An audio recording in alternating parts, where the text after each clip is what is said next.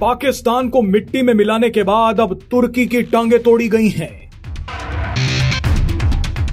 जो तुर्की 2023 के भूकंप की वजह से दफन हो गया था, उस तुर्की को भारत ने जिंदा किया था।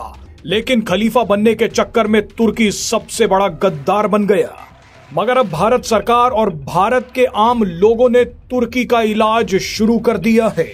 भारत सरकार अपने स्तर पर तो तुर्की को ठिकाने लगा ही रही है, लेकिन भारतीय लोगों ने पहली बार तुर्की के दिल पर हमला किया है। ये भारतीय लोगों का तुर्की पर सबसे बड़ा हमला है। भारत के करोड़ों लोगों ने तुर्की का क्या हाल किया है, वो देखने से पहले ये देखिए कि तुर्की ने ताजा मक्कारी क्या की है। दरअसल तुर्की के राष्ट्रपति एर्दोआन ने एक बार फिर शहबाज शरीफ को अपना सबसे करीबी भाई बोला है। एर्दोआन ने कहा है कि हम जिंदगी भर पाकिस्तान के साथ खड़े रहेंगे, क्योंकि तुर्की और पाकिस्तान की दोस्ती जिंदाबाद है। अगर आपको लग रहा है कि एर्दोआन ने ये बयान पाकिस्तान से भाईचारा दिखाने के लिए किया है, तो आप थोड़ा सा गलत हैं। एर्दोआन का ये बयान इसलिए आया है क्योंकि भारत और भारतीय लोगों ने तुर्की की धज्जियां उड़ा दी हैं। इसी बौखलाहट में एर्दोआन पाकिस्तान से गले मिल रहे हैं। सबसे पहले देखिए कि भारत सरकार ने तुर्की को कैसे बेइज्जत किया। पीएम मोदी ने एक बयान दिया कि भारत ने पाकिस्तान से आए एक ड्रोन को मिट्टी में मिला दिया। पाकिस्तान से आए एक ड्रोन को भारत के स्वदेशी हथियारों ने हवा में ही उड़ा दिया। यहाँ ध्यान देने वाली बात यह है कि पाकिस्तान को ये सारे ड्रोन तुर्की ने दिए थे। यानी इसका सीधा मतलब यह है कि भारत ने अपने स्वदेशी हथियारों से तुर्की के ड्रोन्स की असली हैसियत और औकात दिखा दी है। अचानक तुर्की के हथियारों और खास तौर पर ड्रोन से पूरी दुनिया का विश्वास उठने लगा है।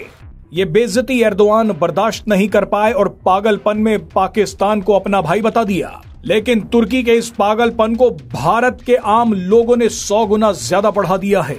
भारत में तुर्की का जबरदस्त बॉयकॉट शुरू हो गया है। भारतीय लोगों ने घर बैठे बैठे तुर्की पर सर्जिकल स्ट्राइक कर दी है। पुणे के व्यापारियों ने तुर्की से सेब खरीदना बंद कर दिया है। जानकारी के लिए बता दें कि तुर्की के सेबों का कारोबार आमतौर पर एक सीजन में 1000 से 1200 करोड़ रुपए तक का होता है, लेकिन अब तुर्की को ये घाटा उठाना पड़ेगा। उदयपुर के संगमरमर उद्योग से जुड़े व्यापारियों ने भी एक बड़ा ऐलान कर दिया है। इन व्यापारियों ने कहा है कि हम तुर्की से मार्बल और संबंधित उत्पादों के आयात को बंद करने की घोषणा कर रहे हैं। तुर्की से हर साल लगभग 5000 करोड़ रुपए मूल का संगमरमर भारत में आता है, जिसका सबसे बड़ा हिस्सा उदयपुर में आता है। मगर अब तुर्की के हाथ से ये व्यापार भी गया। लेकिन ये तो ट्रेलर था। तुर्की पर अब इससे भी बड़ा हमला शुरू हो गया है। भारत के लोगों ने तुर्की जाने के प्लान कैंसिल करने शुरू कर दिए हैं। तुर्की का टूरिज्म मिट्टी में मिला तो ये देश भी मिट्टी में मिल जाएगा। अभी तक बड़ी संख्या में भारतीय लोग तुर्की जा रहे थे। तुर्की को करोड़ों का मुनाफा हो रहा था। लेकिन भारत में अब तुर्की टूरिज्म का बॉयकॉट भी शुरू हो गया है। तुर्की के साथ अजरबैजान का भी बॉयकॉट किया जा रहा है, क्योंकि अजरबैजान ने भी पाकिस्तान का समर्थन किया है।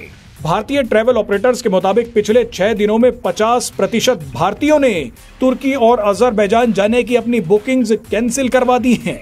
हम बताना चाहते हैं कि भारत के एक व्यक्ति के पास बहुत बड़ी ताकत है। आप घर बैठे ही भारत के दुश्मनों को मिट्टी में मिला सकते हैं। ऐसे में खलीफा बनने के चक्कर में बैठे तुर्की को भी दफन करने का वक्त आ गया है।